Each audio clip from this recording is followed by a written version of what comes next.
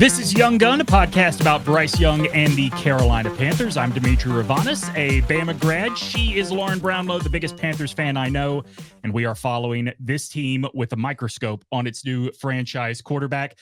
Please do us a favor, like and subscribe to this show wherever it is you are watching, unless you're watching on Origin Sports for the first time.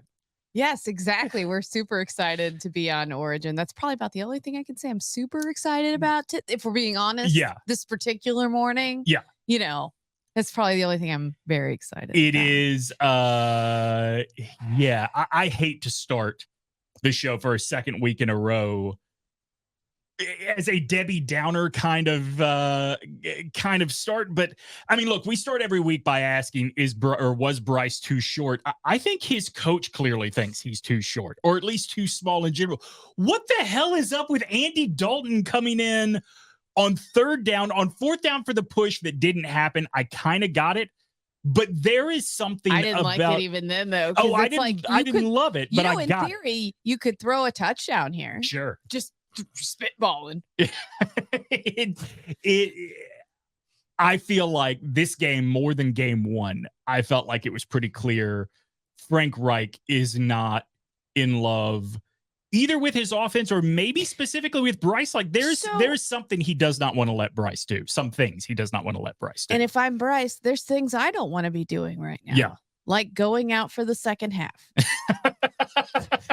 Like for what? Why? Yeah. You know? Why? And this is my concern. I guess I don't see a real plan around how this is supposed to play out in a productive way for Bryce. Yeah. I don't. Like, handling him with kid gloves isn't helping. It's only making the fans more antsy. I think his confidence visibly, to me, seems shaky. Well, it certainly gets worse and worse as the game goes along and they can't quite put anything together. Mike K had this tweet that you sent to me last night after the game. Yeah, it did kind of answer our question. It was like dead on answered our question. This is a quote from BryceYoung. I don't know what it's like to be tall, to be honest with you. This was big same, Bryce. Big same. When tall people are like, you can't reach that? Right. I'm like, no. Do I look like I can reach that? The other part too, like I own up to this, and maybe this is why I'm so defensive of Bryce's height. At 5'10", Bryce is an inch taller than I am.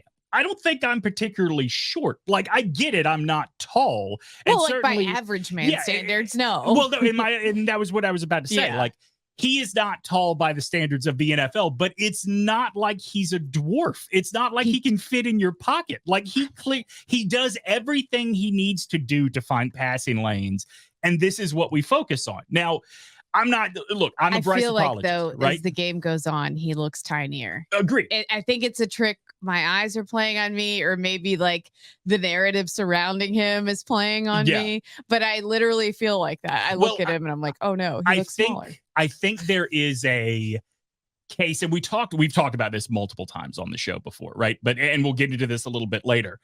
I think there is a case of Bryce missing not Alabama, but college football, where look, his last year, I miss it too. He didn't have the best offensive line. He had pass catches that were constantly dropping the ball, but he knew he could overcome that. Like, I think and he's not good enough to overcome that at this level. He's a rookie, right? Like, and he's not, and again, and I'm not saying this pejoratively, I promise, but he's not a CamNewton. Like, he cannot literally do it all by himself. Right. He just can't. He does not have the physical capability. And look, this is the jump from college to the NFL. Like, we talk about this all the time in high school from the NFL. Like, literally everybody on the field in college was all state or all county in high school.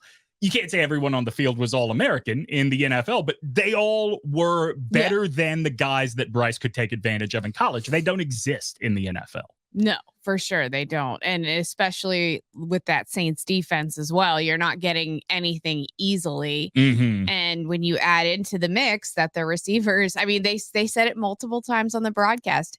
It's easy to get frustrated with Bryce, and I understand it to a degree. I will say that I had some concerning moments. I was slightly concerned a few times, but you know what? Like it's difficult when you can't trust your receivers to get open. So that's what I wanted to ask you. And like, I certainly want to get into your frustration and the fans' frustration with Bryce and the offense in general a little bit later. But let's talk about how Bryce views this offense in general. I think one of the things that leads to his frustration, obviously it is like the drop pass by Jonathan Mingo was like, holy crap, what are we doing?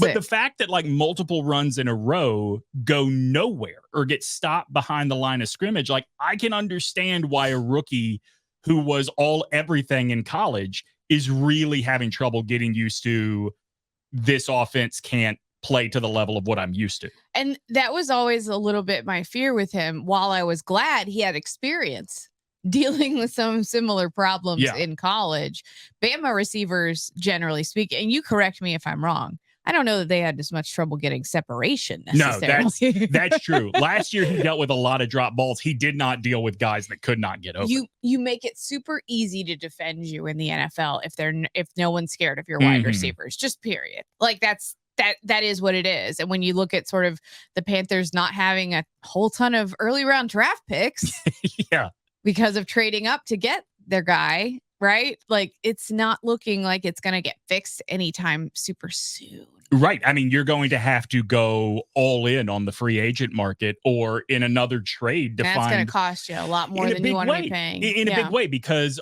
look, they were saying this last night on the broadcast. I told you, Mina Kimes told me this when we talked over the summer, that there's a lot of belief DJ Chark can be that separation kind of guy.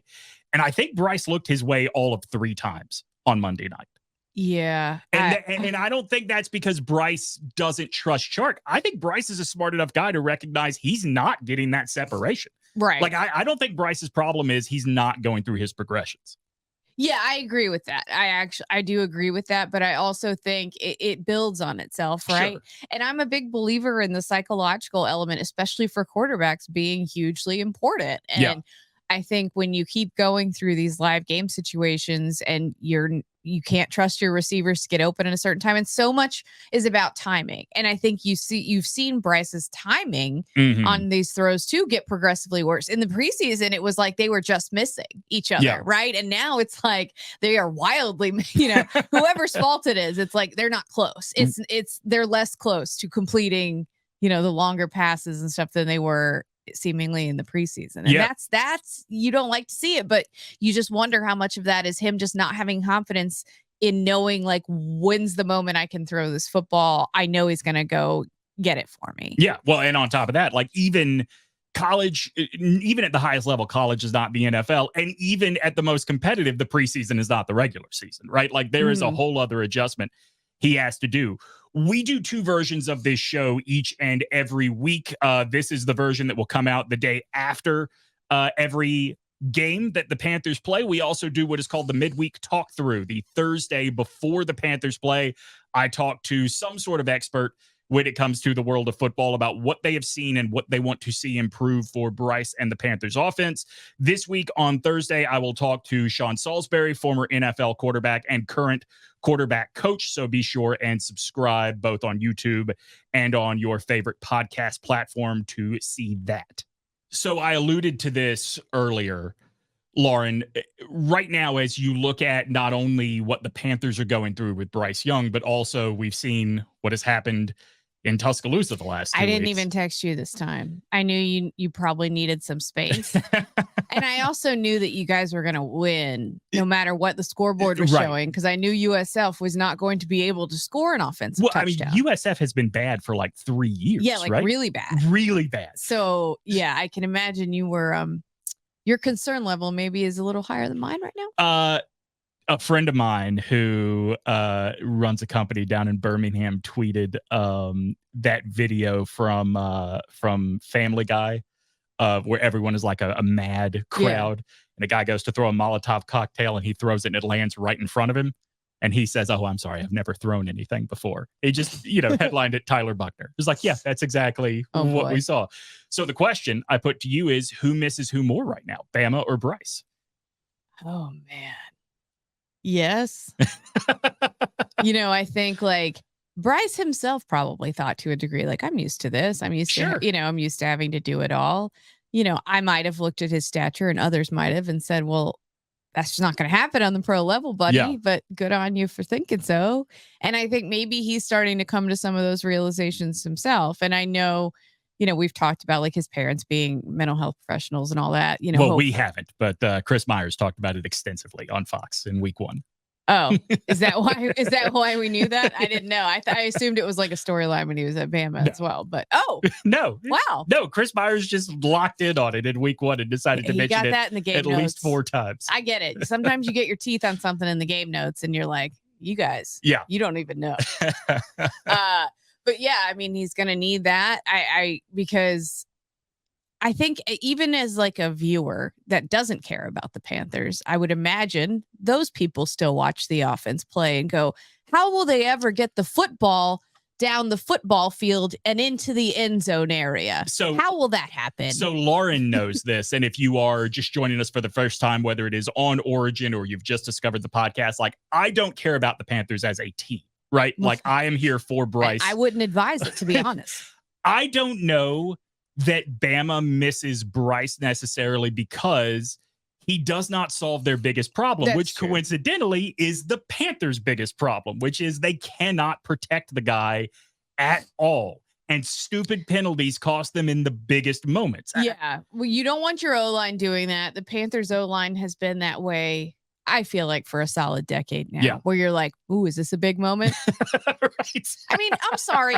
Look, I know this is small market vibes on my part to a degree, and I get that. But when we're on national TV in public, all I ask for of my team generally is, hey, can y'all not be embarrassing? Right.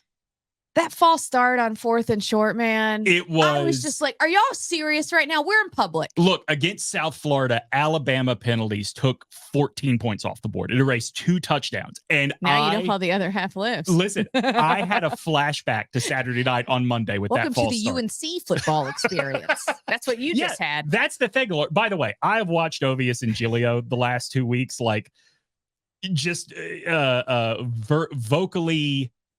I don't know how far we can go on Origin Sports, but vocally experience pleasure, vocally orgasm to what is happening in Tuscaloosa right now. And I get it. I get it if you're on the other side of it. Well, it's almost absurd, right? It's almost, you don't expect it, right? Yeah, you never think Bama would be struggling with South. Like, that's not the type of team that struggles with South Florida. I feel like people are using this almost too as a thing of like, no one in college football is good because Georgia also struggled with South Carolina. They were bored for a day. Yeah. Okay, let's relax. Georgia struggled with Kent State last year. Yeah, let's calm down. Alabama is relatively going to be fine, but we've seen enough to know that this ain't going to be a vintage Bama year. No, I think that, so the answer to the overall question, who misses who more, I think to your favorite answer to this question, Lauren, is yes. Because I think Bryce misses being able to make big plays on his own. Yeah, exactly. He can't do that at this level. He's frustrated. Absolutely. And you can see it.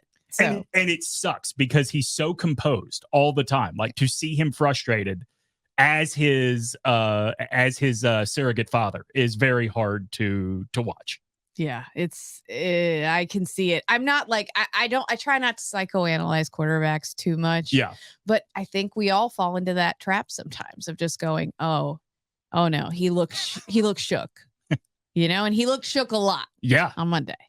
Young Gun is brought to you by Graffiti, located in downtown Cary on 158 East Cedar Street. Watch football with them every Sunday on 19 TVs. You can win weekly prizes. This week's prizes are provided by Miller Lite. There are also specials every Sunday on whiskey pours from $8 to $10, all kinds of options in there. I was there actually Saturday for Pop Punk Night. They had a DJ. Uh-huh. That was fun to hear some of that old music and what does throwing axes to the sound of like Taking Back Sunday feel like? Well, I didn't throw any. Oh, okay. I had enough after my birthday party. Yeah. For now, but I my big thing there is the slushies. Sure. I am a sucker for any alcoholic slushie, even with alcohol in it that I don't like. Right. I will. I would drink those at like Great Wolf Lodge, those Cheerwine slushies that they have. I don't even drink bourbon. Yeah. It doesn't matter. Yeah. Oh, I'm no was stranger to a Jack and Coke slushy. Yeah, Jack and Coke slushy. Yeah, I don't drink that. Doesn't matter. So I very much enjoyed those when I was at Graffiti, and their mixed drinks are fantastic, and it's a great vibe. You should go. It was packed on Saturday. Yeah. Miller Lite on special this Sunday, and they are providing the prizes, including a Miller Lite Panthers cooler. Lauren, I ask you this as a diehard Panthers fan and somebody that was texting me last night that you were legitimately worried about Bryce. Yeah. We heard the boos from the crowd. Well, here's my question. I know you can't speak for everybody, but is the frustration right now with Bryce's inability to perform, or is it with the offense as a whole? I mean, I think I took it as much with the offense as anything else, to be honest. But I also think, look, I mean, like we've talked about already, like some of his throws were less accurate than we've seen. We've seen misses on throws, but like nothing as bad as I think we're seeing it kind of get worse. And that's concerning, I think, for people. I don't know that you solve that by booing him, but right. you know, whatever. Did you hear what Laura Rutledge said about being behind DavidCarr when she was over at the Saints bench? She said that she heard Carr say to one of his receivers as the crowd was booing, everybody here thinks it's easy to be a rookie quarterback. Well, I did hear her say that, and I tweeted that the only reason his older brother got booed in Carolina was because we didn't like his stupid gloves. It's true, though. I mean, look, you and I have talked about this on this show. Like, by the time his brother got to Carolina, DavidCarr, he was all kinds of broken. His DavidCarr is honestly a big reason why I believe that stuff matters. Like the stuff you go through early in your career, it does matter. Can you come out the other side and be just fine psychologically? I'm sure you can. I mean, it happens all the time with quarterbacks, I'm sure. But like, I think a lot of times you see the other way around. And I think you have to figure out a way psychologically, if nothing else, to get Bryce to have some success doing something. Absolutely. I don't know how you do that, but I'm also not paid a lot of money to be an offensive guru. So I think that there's some of that frustration too. Also, it was super vanilla in the preseason, and they almost acted like, well, you know, this isn't what we're going to be calling. And it's been worse. Yeah. Like it's been worse, not better. Yeah. It's always tough to make that leap from one level to the other. We've talked about that a lot on this show. And if you follow football, you know that. You don't need us to tell you that, right? Like, it's hard to make the leap, whether it's high school to college or college to the pros. I think that trading up for the number one pick, and look, I know people disagree with me. I do think Bryce is a can't miss quarterback prospect. I would say the same thing about CJ Stroud. I think that one thing that fan bases and probably players in general that get picked at the top of the draft don't think about is, if you are getting picked at the top of the draft, you are going to a bad team. And the reason I include CJ Stroud in this is, like, CJ Stroud, it runs the same risk. Yeah, he has Laramie Tunsil on his roster, but I mean, he runs the exact same risk. And, you know, it's the exact same franchise that ruined DavidCarr. So that's why you saw a trend, I feel like, after David, more and more like, let's let these guys sit and let them learn. Not only that, but if we have the number one pick, we don't have to take a quarterback. We can take a left tackle here instead. Right, exactly. And I think now you look at it as a fan and you look at the fact they don't have any draft picks and they also don't have any wide receivers. Yeah. And I think that's the most frustrating part too. Is it Bryce? I'm sure it's him somewhat. There are some fans that I think got spoiled to a degree as well by Cam. Mm-hmm. There are some fans that probably didn't but hang on, let me ask the team as much until Cam came around either, and don't remember what it was like to watch DavidCarr with his two gloves get up and point for a first down when you're down by like 20 and can't score at all. But hasn't it been enough time since Cam was Cam? Hasn't that washed out of your system as a Panthers fan by now? I do think, though, that whatever new fans he might have managed to bring in, they're the spoiled ones. Okay. You know what I mean? And so, like, they're the ones that maybe would be less patient, not like us olds who've we've got the battle scars. You know, we rooted for Vinny Testaverde as our legit best option when he was post 40. You're talking about the fans that came in when Cam was Cam, and not the ones that were fans when we were debating, is Cam better than Derek Anderson? It's the same like when LeBron joins a team, right? Like, you're going to get people that just like the guy. And so I think there's a degree of that at play too. And then there's the fact that this offense has been trash for a while now, and it doesn't show any signs of being not trash anytime soon. And I think that's just generally frustrating and very difficult to watch for people. Okay, so Lauren, you talk about how long this team has been trash for, and it's fair Offensively, sure. I'm not going to be unfair to that lovely, sweet defense that I cherish with all of my heart. All right, so I was going to ask you, and I'm still going to ask you, reasons for optimism coming out of this game. And the defense is obviously the biggest one, right? I will tell you that I cheered as loud as I've cheered for any moment Alabama has ever played when they finally got a takeaway in that game. Oh my gosh. That's been the issue with them too, right? The last few years is that as good as they've been, they haven't always been able to get turnovers. Yeah. And with the offense being as bad as it's been, you got to have them. And it's asking a lot. It's asking too much, obviously, but like that's been the one thing I would kind of point to. I will say this, to lose Shaq Thompson, like very impressed with how they bounced back from it. Clearly they have a lot of depth there now. Yeah. And that's really great to see. Like as a fan, it's like, oh, one of your star guys goes out on defense and it's not a disaster, and they rallied. And they showed to me like a lot of grit. You talk about psychological. It's hard, I think, for defenses. For psychologically to watch an offense go out there. I mean, listen, I talked about this with nothing you do matters. Yeah, I talked about this with Felder last week on the midweek talk through. Is all you can do is not interact with the offense in that case, because you are so frustrated by the fact that they can't just put a touchdown on the board and make all of your effort worth it. Probably a lot of dirty looks and eye rolls. Yeah. Like, are y'all serious right now? And I get it, and I think it does wear you down a lot. You see it with defenses in college too. Yes, there's a physical wearing down that happens when you are always on the field. Right. What was it? 70 some plays? I think they ran it ended up. I looked this up. It ended up 76-59, so which is not actually as way bad. closer than it actually was most of the I think game. when you texted me, it was somewhere in the area of like 62-34. It was yes. At one point, y'all what are you doing? Yeah. That's not tenable. That's not feasible for any defense. And they still they found a way to rise up and make plays in some big moments, like holding the Saints to field goals. The Panthers should have been down significantly more. Agreed. I mean, FrankieLuvu is a reason for optimism in such a big way. Not Lavu. Chris Fowler. Put some respect on his name. I don't know, because he's playing awesome. Yeah. By the way, did you notice that Louis Riddick made a point after the second time to reiterate that it is Luvu and not Lavu? They're trolling me. There's no other explanation. Can I be a proud father for a second and give you a Bryce reason for hope? Oh boy. If you take away the fact that he threw away the ball 5 times to avoid a sack. At least. I hope some of them were throwaways. I think you would have to call these legit throwaways. Okay. If you take that away, he was 22 for 28. And the problem is not you don't have an accurate quarterback. The problem is they're all like at the line of scrimmage. Yes, these routes. Oh my God. And that's the thing too, as the game wore on, he even started missing some of those. Right. And that's where I started to get concerned. I'm not going to tell you, no, actually he had a pretty good game. Even if he's 22 for 28, if you're talking about 4.6 yards per attempt, that's bad. But I think that the basics are not broken. What is he, the third lowest yards per attempt in a game? In NFL. In your first 3 games, I think it was. Yeah. He's in a conversation with Kyle Bowler and Billy Joe Tolliver. That's not a conversation you want to be in unless it's not football related. Listen, Kyle Bowler, top 10 pick in the NFL. Who are we to? Okay. No.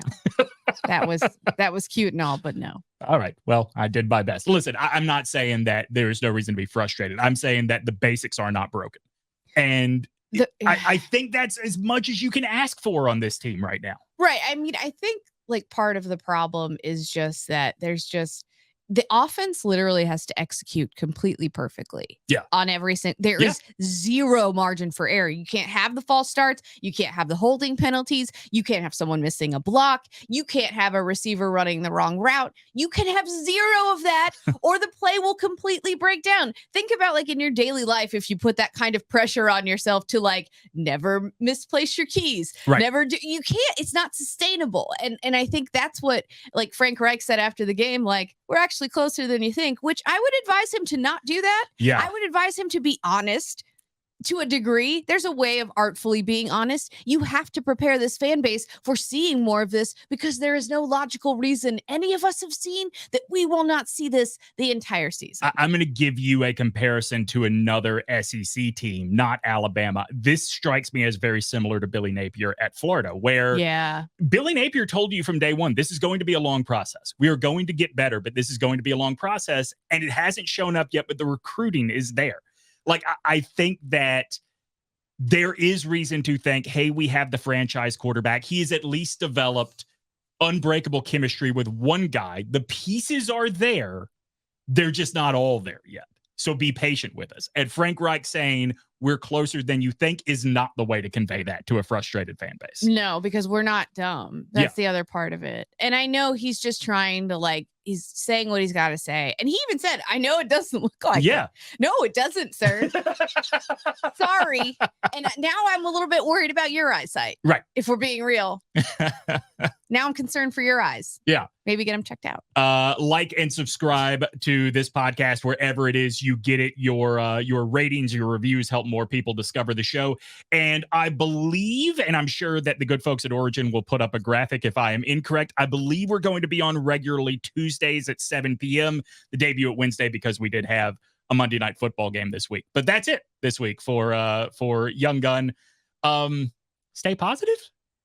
Oh my gosh. You know where they're going this week, so. Yeah. Seattle. Seattle. I'm not here for it.